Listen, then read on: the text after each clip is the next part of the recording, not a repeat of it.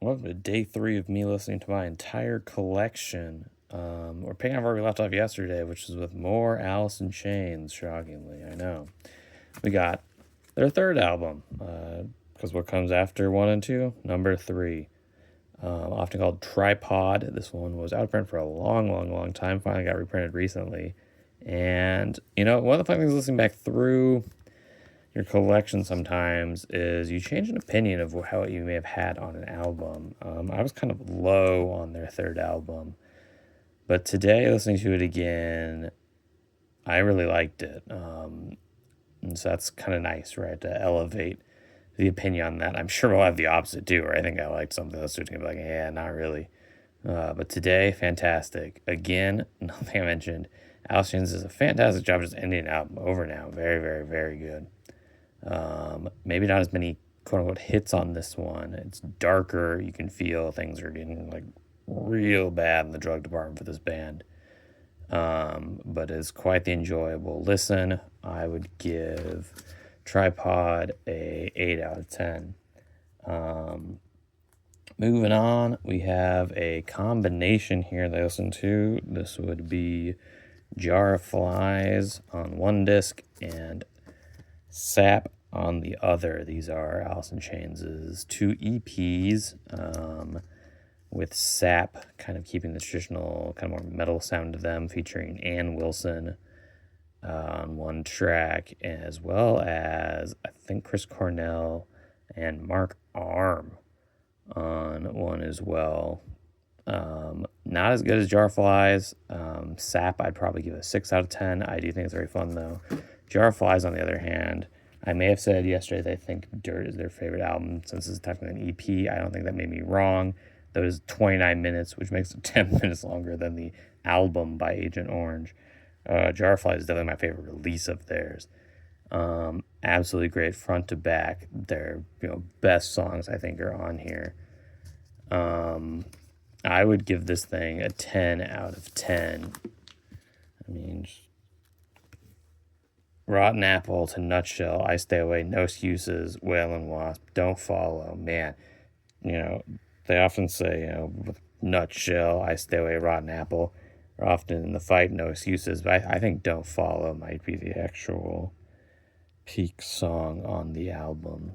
And here would be the normal side for Sap on the back if you wanted to see that as well. It's a 10 out of 10. Next, we have one more Alice in Chains release. I lied. There's actually another one after this. This is the We Die Young single. We Die Young featured on their debut. It Ain't Like That, also on the debut. Killing Yourself, I don't think is, though. It's the songs. It's We Die Young. It Ain't Like That. Killing Yourself, also good. But again, it's only 3 songs. Humorously enough, this is one of the weirder looking records I own. It's 12-inch that runs at 33 1/3.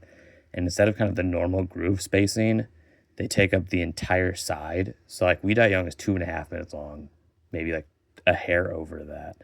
But it still takes up the whole like width of the record. The spaces between the groove are wild to look at on this thing. You know what? I'll just get it out instead of just talking about it. I don't know if it's even going to show up on camera. But in the meantime, it's enjoyable. Is it probably something I should have bought? Probably not. Who knows? We can see that. How kind of strange. Yeah, it's just reflecting, but I mean, it looks like a blank record almost. Unless you're like perfectly the right angle to just the massive amount of spacing between the groove. I would give this a 5 out of 10. I mean, it's fine. It is the song it says it is. But there's not really, a good reason to bust this out over just grabbing the debut. So I had misspoken. So I said that's fine. That was a lie. We also have their MTV Unplugged set. What is there to say? Oftentimes, especially nowadays, the opinion of this album has gone through the roof for good reason. It's effectively like, what if Alice in Chains made everything sound like Jar of Flies for their catalog? And turns out it's very good. In some cases, probably better than the normal versions. Similar to what I said about 10,000 Maniacs. If you're only to get one album by the artist, this might be the one to suggest getting. This is definitely like very, very late in their career. They make a joke in there about how this is the best show they've done all year, and it's like the first year they've done first show they've done like 2 years or something like that. Absolutely fantastic. No improvement. I gave Jar Flies 10 out of 10. I'll give this 10 out of 10 as well. And then finally, we make it out of Alice in Chains today into the Allies. This is a Seattle band from the 80s, trio, kind of power poppy, maybe a little new wave. Very enjoyable for the most part. The A side of this album, I'm a big fan of. Starts off extremely strong with Emma Peel. Goes through here. Animal Attraction is quite good. The B side sags a little bit. Certain the kind of 80s themes and whatnot in the music. Also, they strangely have like an anti-KKK song on this album, which is nice to hear, but very kind of strange as well. But yeah, the Allies, if you haven't heard of them, check them out. Enjoyable, 7 out of 10. And that wraps up day 3.